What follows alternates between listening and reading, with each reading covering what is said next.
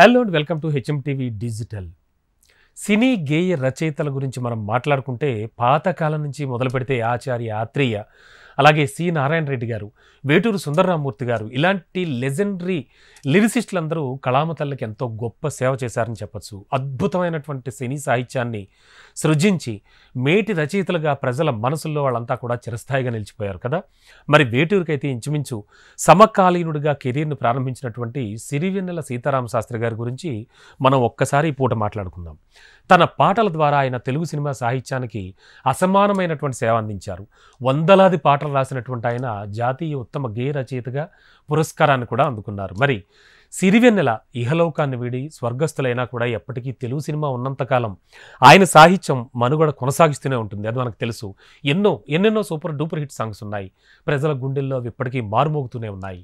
ఇక సిరివెన్నెల కెరీర్లో రాసిన అసలు చిట్ట చివరి పాట ఏది అంటూ కూడా ఇప్పుడు ఒక డిబేట్ అయితే మొత్తం నెట్లో బాగా వేడి పుట్టిస్తోందని చెప్పచ్చు. అంటే శ్యామ్ సింగ్ రాయ్ చిత్రంలో సిరివెన్నెల చివరిసారిగా రాసిన పాట ఉంటుందని ప్రచారం అయితే సాగింది. కానీ ఇప్పుడు కార్తికేయ నటించినటువంటి బెదురులంక 2012 అనేటువంటి సినిమాలో సిరివెన్నెల చివరి పాట ఉందని నిర్మాతలు వెల్లడించారు. మరి ఈ శుక్రవారం అది ప్రేక్షకుల ముందు కూడా రానుంది. తాజాగా ప్రమోషన్స్లో బెదుర్లంక చిత్రాన్ని బెన్నీ ముప్పనేని, సంగీత దర్శకుడు మణిశర్మ, గేయ రచయిత చైతన్య ప్రసాద్, సిరివెన్నెల సహకారంతో క్లైమాక్స్ పాటను రూపొందించామని వెల్లడించారు.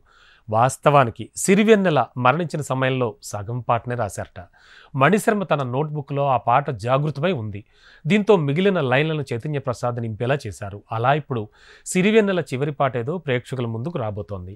సిరివెన్నెల పాట దశాబ్దాలుగా ప్రజలను అలరిస్తూనే ఉంది. తెలుగు చలనచిత్ర పరిశ్రమను తన సాహిత్య నైపుణ్యంతో సుసంపన్నం చేసిన మేటి రచయిత ఆయన అంటే ఖచ్చితంగా కాదనలేని నిజం. అయితే బెదుర్లంక 2012 నిర్మాత ఈ పాటను సిరివెన్నెల చివరి పాటగా ప్రచారం చేసి దాన్ని క్యాష్ చేసుకోవడం ఇష్టం లేదు అని బెదుర్లంక నిర్మాతలు అయితే తెలియజేస్తున్నారు. సిరివెన్నెల సృజించినటువంటి అద్భుతమైన పాటలు మనం ఒక్కసారి గమనిస్తే కనుక సిరివెన్నెల చిత్రంలో విధాత తలపున ప్రభవించినది అంటూ సిరివెన్నెల సీతారామ శాస్త్రి రాసిన మొదటి పాటే తెలుగు సినీ ప్రేక్షకుల గుండెల్లో గొప్ప స్థానాన్ని సంపాదించి పెట్టింది. భావ గర్భితమైన ఈ పాట రాయడానికి ఆయనకు వారం రోజుల పాటు పట్టినట్లుగా కూడా ఆయనే స్వయాన ఒక ఇంటర్వ్యూలో చెప్పారు.